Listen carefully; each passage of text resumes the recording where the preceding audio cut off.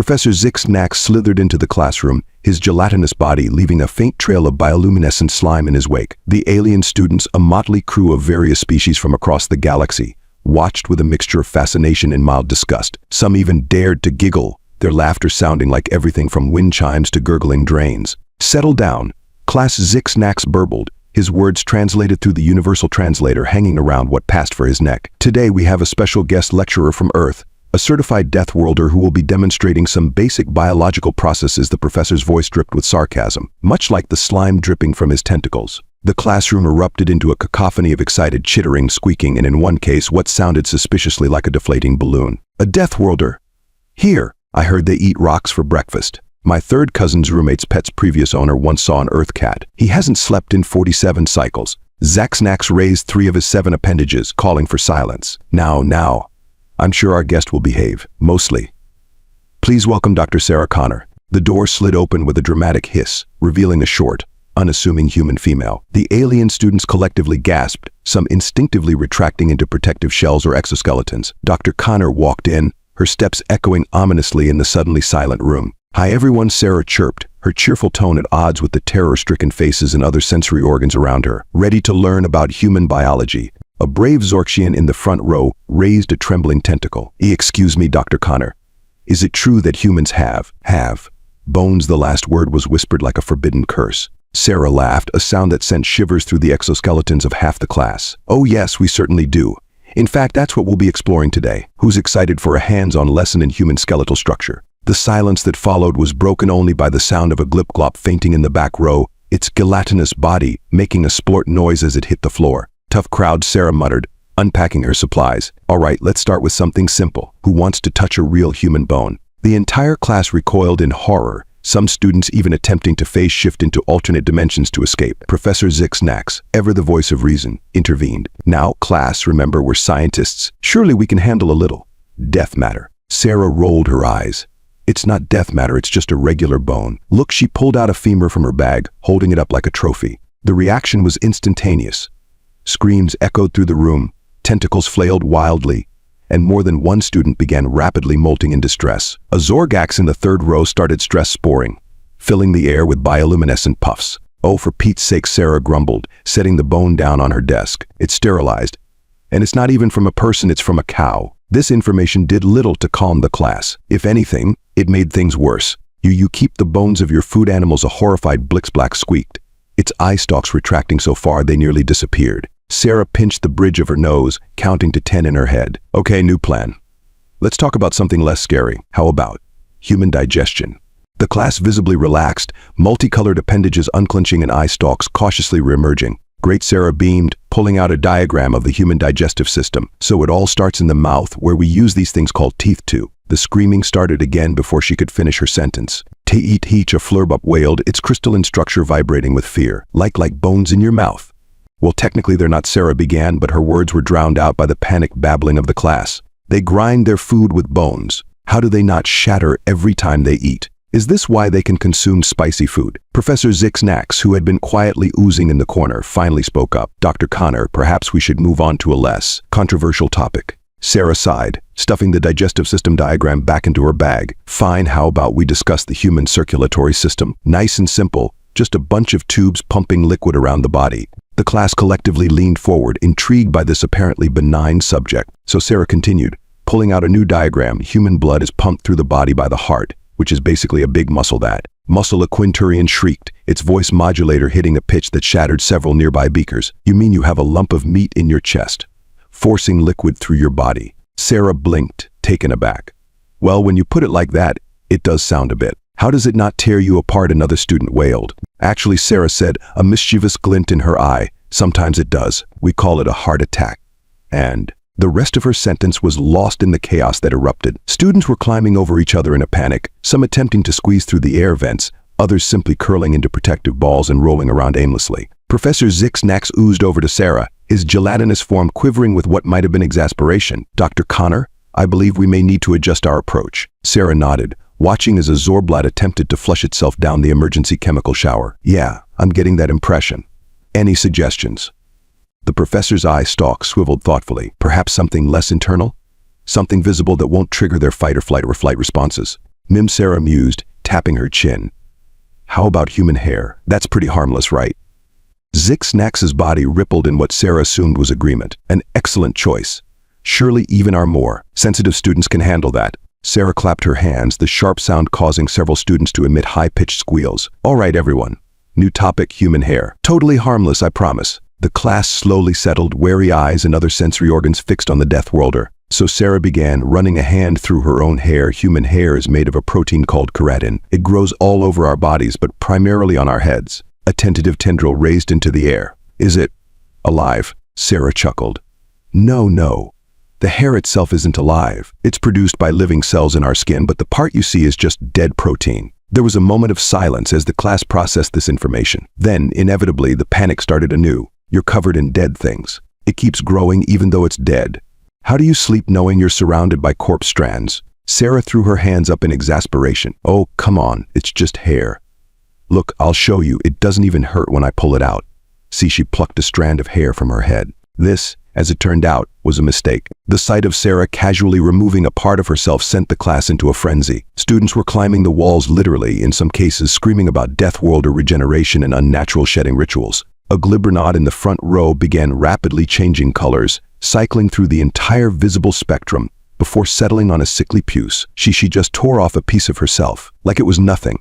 NIT still moving, another student shrieked, pointing at the hair strand that was indeed moving. In the slight breeze from the air conditioning, Sarah looked helplessly at Professor Zix-Nax, who was slowly oozing towards the exit. A little help here. The professor's eye stalk swiveled towards her, managing to convey an impressive amount of resigned exasperation for someone without a face. Dr. Connor, I believe we may need to reconsider the entire curriculum. Sarah nodded, ducking as a panicked flutterbee swooped overhead, trailing sparkles and distressed pheromones. Yeah, I'm starting to think human biology 101 might be a bit advanced for this crowd. Maybe we should start with something simpler, like humans, myth or reality. As if on cue, a Zorblat student who had been hiding under a desk suddenly popped up, its eye stalks quivering with excitement. Oh, I know this one. Humans are definitely a myth. I mean, come on. A species that can withstand temperatures above freezing and below boiling. That's just ridiculous. Sarah opened her mouth to protest, then closed it again, remembering the chaos her previous attempts at education had caused. You know what? Sure, humans are totally a myth. This whole thing? Just an elaborate hoax? You got us. The class gradually calmed down, many students nodding sagely at this revelation. I knew it, the Zorblat said smugly. Next you'll try to tell us that humans can see colors or something equally absurd. Sarah bit her tongue, forcing a smile. Nope, you're absolutely right. Humans are completely fictional, totally made up. Not real at all. As the students began to relax, some even laughing at their earlier foolishness, Sarah caught Professor Zix-Nax's eye. The alien teacher's body rippled in what she'd come to recognize as silent laughter. Well, Dr. Connor Zix-Nax burbled, a hint of amusement in his translated voice. I believe you've given us quite enough excitement for one day. Perhaps we should adjourn and allow the students to recover. Sarah nodded, gathering her untouched teaching materials, probably for the best. Same time next week for advanced human mythology. The professor's eye stalks twirled in agreement. Indeed. Though perhaps we should rename it Improbable Xenobiology Fictions to avoid any unpleasantness. As Sarah packed up her things, she couldn't help but overhear the excited chatter of the students. Can you believe we almost fell for it? Imagine a species that could survive on a planet with liquid water, and they said these humans could eat plants and animals. Absurd. Sarah sighed, slinging her bag over her shoulder. As she headed for the door, a small pipkin scuttled up to her, its exoskeleton clicking nervously. Excuse me, Dr. Connor, it chittered. I have a question about these mythical humans. Sarah braced herself, wondering what new horror she was about to unleash. Yes, the pipkin's sensory antennae quivered with excitement. Is it true that they can survive for days without absorbing nutrient paste through their exoskeletons? For a moment, Sarah considered explaining the intricacies of human digestion, the marvels of opposable thumbs and cooking, the joys of a perfectly grilled steak or a fresh salad. Then she remembered the pandemonium of the past hour and thought better of it. Nah, that's just a crazy rumor, she said with a wink. Everyone knows real creatures need hourly nutrient baths to survive. The pipkin nodded sagely, its antennae waving in satisfaction. I knew it. Wait until I tell my clutch mates. They'll be so impressed with my xenobiology knowledge. As the excited students scuttled away, Sarah caught Professor Zix-Nax's eye again. The alien teacher's body was rippling with silent laughter, a sight that would have sent most of the class into a panic if they'd noticed. Well, Dr. Connor Zixnax burbled, oozing closer. I must say, this was one of the most eventful guest lectures we've had in cycles. I don't think I've seen the class this animated since we convinced them that gravity was just a practical joke played by the universe. Sarah couldn't help but laugh. Glad I could provide some entertainment. Though I have to ask, how do you usually teach cynobiology if they can't even handle the concept of bones? Zixnax's eye stalks twirled in what Sarah had come to recognize as the alien equivalent of a shrug, very carefully and with a great deal of creative interpretation. For instance, when we covered Arcturian physiology last cycle, I may have neglected to mention that their crystalline lattice structure is technically a form of internal skeleton, and they were okay with that. Oh yes, as far as the class is concerned, Arcturians are held together by quantum probability fields and multidimensional adhesive forces. It's complete nonsense, of course, but it doesn't send them into hysterics. Sarah shook her head, amused despite herself. I suppose that's one way to do it, but don't you worry about them being, well, completely misinformed.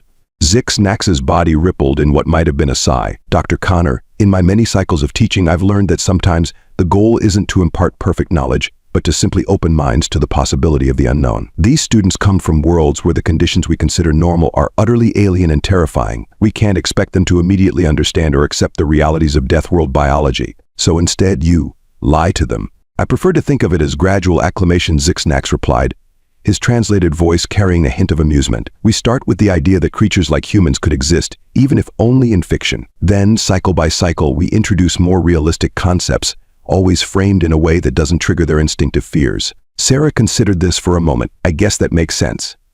It's just frustrating, you know?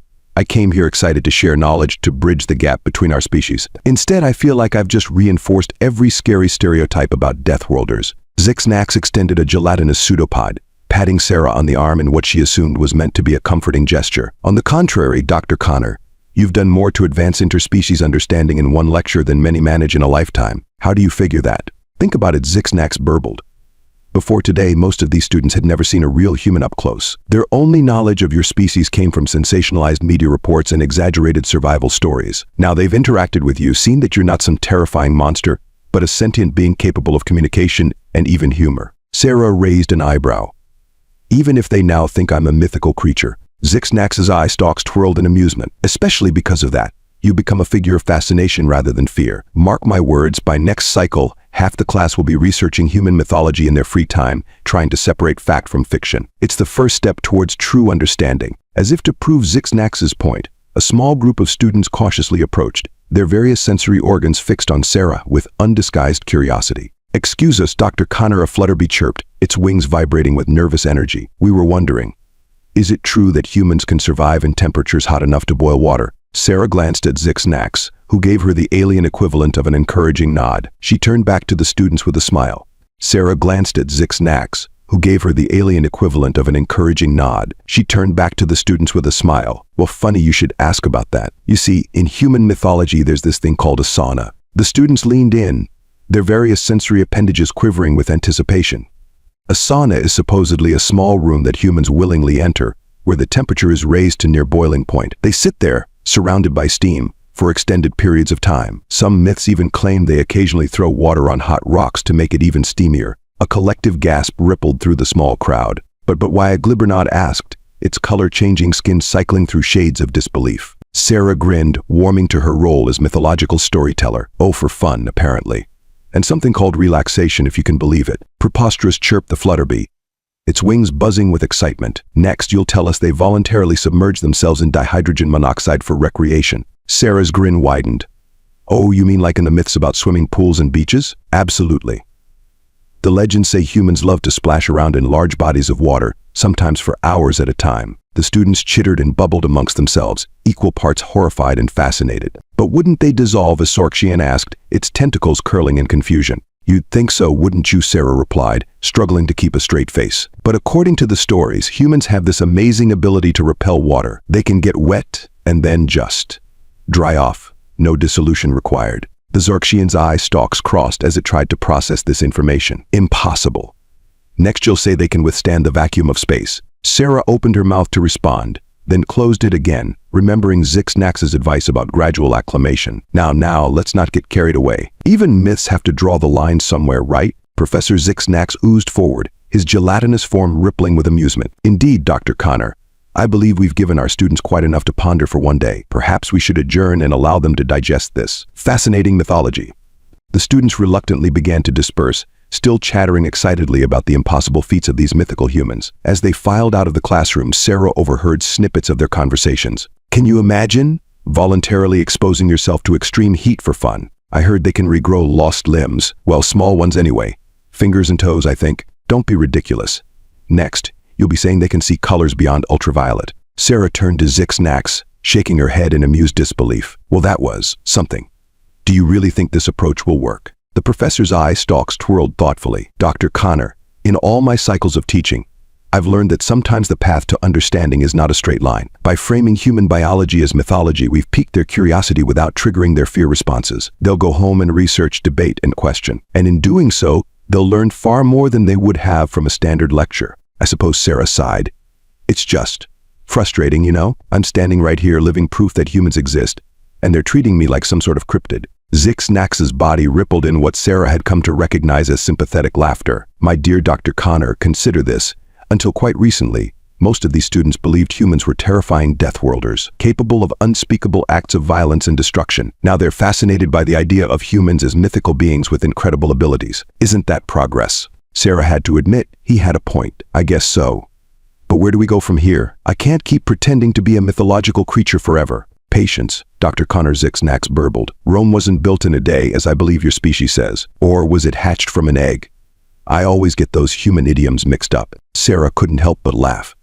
Close enough. So what's next on our improbable xenobiology fiction syllabus? Zix-Nax's eye stalks twirled mischievously. Well, I was thinking we might delve into the fascinating myth of human reproduction. I'm sure the students would be intrigued by the concept of live birth. Sarah's eyes widened in horror. Oh no, no, no, no. I draw the line at explaining human reproduction to a class that fainted at the sight of a cow bone. Let's stick to something safer like, I don't know, the myth of human bioluminescence or something. Bioluminescence. Zix-Nax's body rippled with interest. Do tell, Dr. Connor.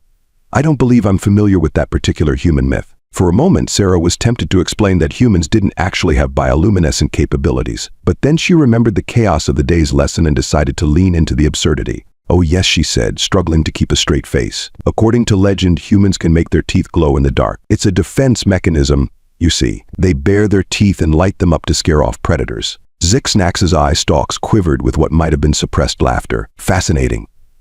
And here I thought the glowing teeth were just a result of consuming too much caffeine. You learn something new every day, don't you? Sarah nodded sagely, biting the inside of her cheek to keep from laughing. Oh, absolutely. Human biology is full of surprises. Did you know we can detach our thumbs at will? It's a little-known escape technique. Dr. Connor Zix-Nax burbled, his gelatinous form shaking with amusement.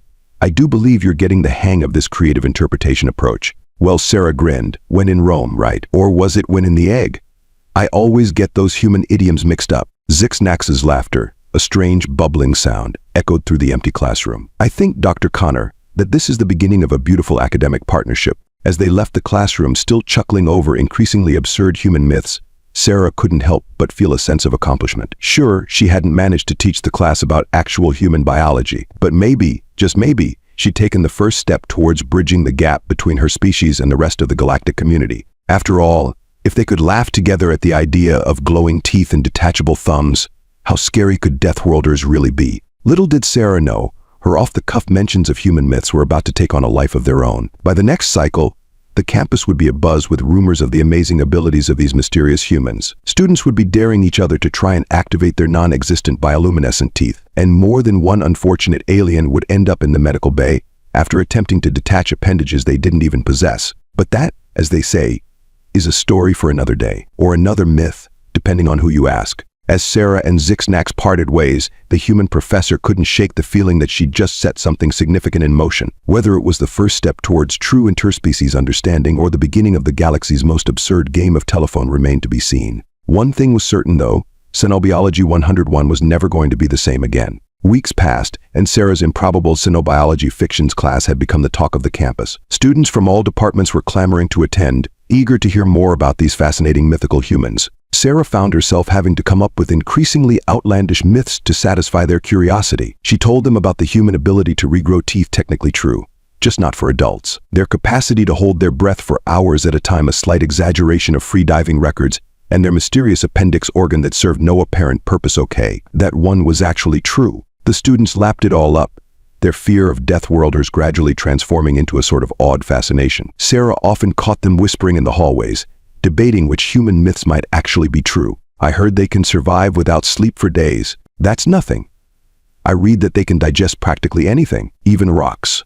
Well, my cousin's roommate swears he saw a human lift an entire hovercraft with its bare manipulators. Sarah couldn't help but feel a mix of amusement and guilt at the rumors she'd inadvertently spawned. She consoled herself with the knowledge that at least they were no longer terrified of humans. Confused and misinformed, certainly, but not terrified. It all came to a head one day when a Zorblat student approached her after class, its eye stalks quivering with excitement. Dr. Connor, it chittered. I've made an amazing discovery about humans. Sarah braced herself, wondering what new absurdity she was about to hear. Oh, do tell? The Zorblat's exoskeleton practically vibrated with enthusiasm. I've been doing some independent research, and I think I figured out why humans have so many incredible abilities. Have you now? Sarah asked, raising an eyebrow. Yes, the student exclaimed.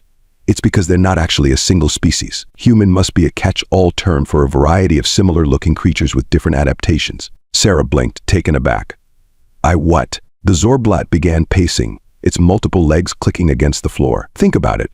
How could a single species survive extreme heat and extreme cold? How could they be capable of incredible feats of strength and delicate manual dexterity? It doesn't make sense, unless humans are actually multiple species. Sarah opened her mouth to protest, then closed it again. She had to admit, the student's theory wasn't entirely illogical, given the limited and often contradictory information they had. That's an interesting theory, she managed. The Zorblat beamed, its eye stalks waving proudly. Thank you, Professor. I'm thinking of writing my thesis on it. Humans. A xenobiological examination of convergent evolution in Deathworld species. What do you think? Sarah was saved from having to respond by the timely arrival of Professor Zixnax, who oozed into the room with his usual gelatinous grace. Ah, Dr. Connor, he burbled. I hope I'm not interrupting anything important. Not at all, Sarah said quickly. Our student here was just sharing some fascinating theories about human biology. Zixnax's eye stalk swiveled towards the Zorblat. Oh, do tell! As the excited student launched into its explanation, Sarah caught Zixnax's eye. The alien professor's body was rippling with what she now recognized as silent laughter. Well, Zixnax said when the Zorblat had finished, that certainly is an innovative hypothesis. Perhaps you should discuss it further with Dr. Connor. I'm sure she'd be happy to provide some insight from her extensive knowledge of human mythology. Sarah shot Zixnax a look that promised retribution, but nodded. Of course. Why don't you come to my office hours next week, and we can discuss your thesis in more detail. The Zorblat practically bounced with excitement. Thank you, Professor. I can't wait to share my other theories with you. Did you know I think I've figured out how humans achieve bioluminescence? It involves symbiotic bacteria and, as the student chattered on, Sarah resigned herself to another cycle of damage control and creative storytelling. She caught Zixnax's eye again, and the alien professor gave her what passed for a sympathetic shrug. Well, Dr. Connor, he burbled quietly. It seems your mythological approach has been more successful than we anticipated. The students are thinking critically, forming hypotheses, and engaging in independent research. Isn't that what every teacher dreams of? Sarah sighed, but couldn't help smiling. I suppose so. Though I'm not sure this is quite what the Galactic Educational Board had in mind when they approved this cultural exchange program. Zixnax's body rippled with amusement. Perhaps not.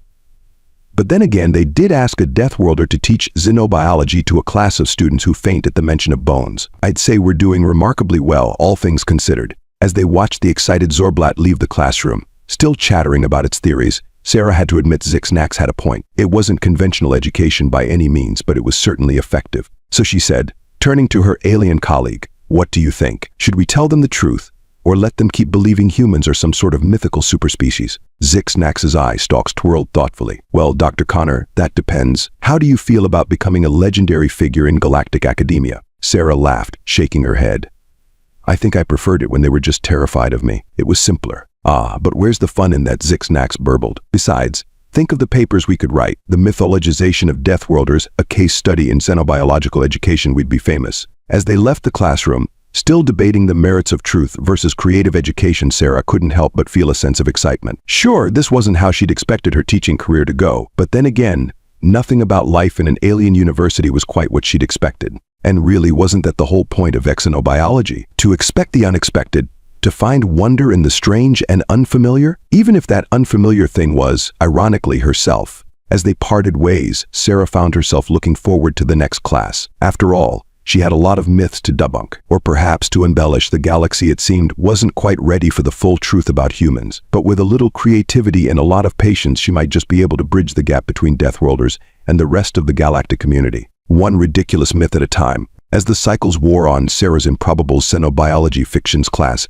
had become something of a campus legend. Students from all corners of the galaxy clamored for a spot, eager to learn about the mythical humans and their supposed extraordinary abilities. The once terrified aliens now approached her with a mixture of awe and barely contained excitement, peppering her with questions about everything from human dietary habits to mating rituals. It was during one of these now routine QA sessions that things took an unexpected turn. Dr. Connor, a blue-black student, burbled, its gelatinous form quivering with anticipation. "Is it true that humans can regenerate lost limbs like the mythical Hydra of Terra?" Sarah opened her mouth to spin another yarn, but paused. She glanced at Professor Zixnax, who was oozing quietly in the corner, his eye stalks twinkling with what she'd come to recognize as mischievous encouragement. With a mental shrug, she decided to try a different approach. "Well," she began, "that's an interesting question. What do you think? Based on everything we've discussed about human biology, does limb regeneration seem plausible?" The classroom erupted into a cacophony of chittering, bubbling, and excited alien vocalizations. Sarah watched in fascination as the students began to debate amongst themselves, drawing on the various myths they'd learned to argue for or against the possibility of human regeneration. "It must be true," as Zorgax insisted, its spores glowing with excitement. "Humans can regrow their teeth, can't they? Limbs are just bigger teeth." "Don't be ridiculous," a Quintorian countered, its voice modulator vibrating with disdain. "If humans could regrow limbs, why would they need those primitive prosthetics we've heard about? Maybe they can only regrow small limbs," a timid glip-glop suggested from the back of the room. Like those finger things they have." Sarah bit back a laugh, catching Zixnax's eye. The alien professor's body was rippling with silent amusement. She cleared her throat, bringing the class's attention back to her. "Those are all interesting theories," she said, struggling to keep a straight face. "But let's approach this scientifically. What evidence would we need to confirm or refute this ability?" The students fell silent, their various sensory organs fixed on her with rapt attention. "Well," a brave Flutterby chirped, its wings vibrating nervously, "we'd need to observe a human actually regrowing a limb, wouldn't we?" "Excellent point," Sarah nodded. "Direct observation is crucial in scientific inquiry. Any other suggestions?" We could examine human cellular structure," Sorkshin exclaimed, its tentacles waving excitedly. "If they had regenerative capabilities, surely it would be evident at the cellular level." Sarah beamed, feeling a surge of pride. Despite the absurdity of the situation, her students were actually applying critical thinking and scientific methodology. Maybe this whole mythology approach wasn't so bad after all. "Very good," she said.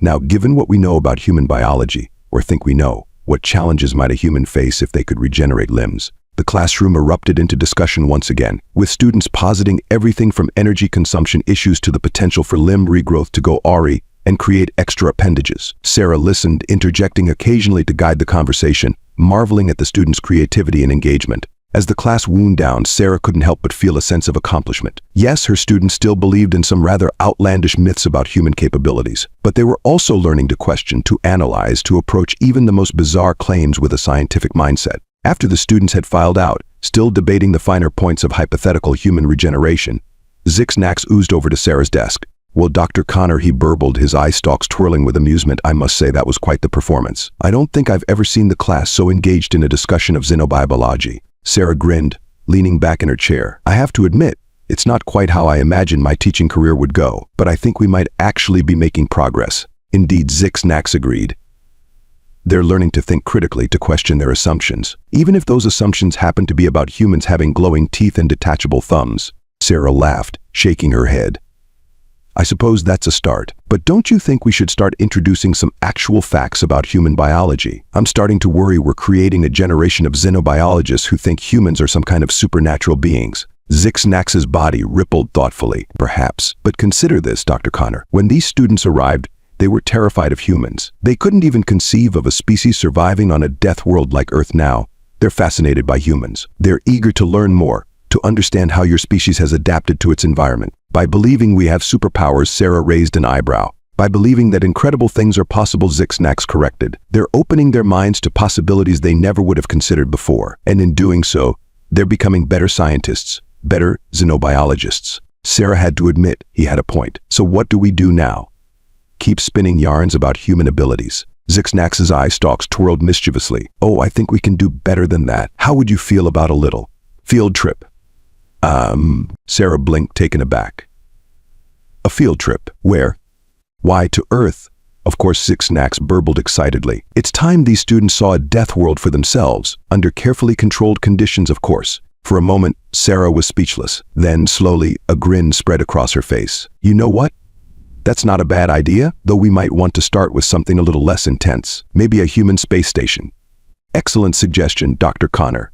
I'll begin making the arrangements immediately. As Zixnax oozed away, already muttering about safety protocols and permission forms, Sarah couldn't help but laugh. She'd come to this alien university to teach xenobiology, to bridge the gap between humans and the rest of the galactic community. It hadn't quite gone as planned, but maybe, just maybe, this ridiculous journey through human mythology was exactly what was needed. After all, if her students could face their fears and embrace the unknown, even in the form of absurd human myths, perhaps there was hope for true interspecies understanding. And if that understanding came with a side of glowing teeth and detachable thumbs, well, that was just part of the adventure of xenobiology. Sarah began packing up her things, her mind already racing with ideas for their upcoming field trip. She had a feeling that seeing actual humans in their natural habitat, or at least their space habitat, would be quite the eye-opener for her students. As she left the classroom, she couldn't help but chuckle at the thought of her students' reactions to real human biology. After all the myths and legends they'd been fed, the truth might just turn out to be stranger than fiction. But that, as they say, was a lesson for another day. For now, Sarah had a field trip to plan, a class full of excited alien students to prepare, and a galaxy full of misconceptions to slowly, patiently unravel. Who knew?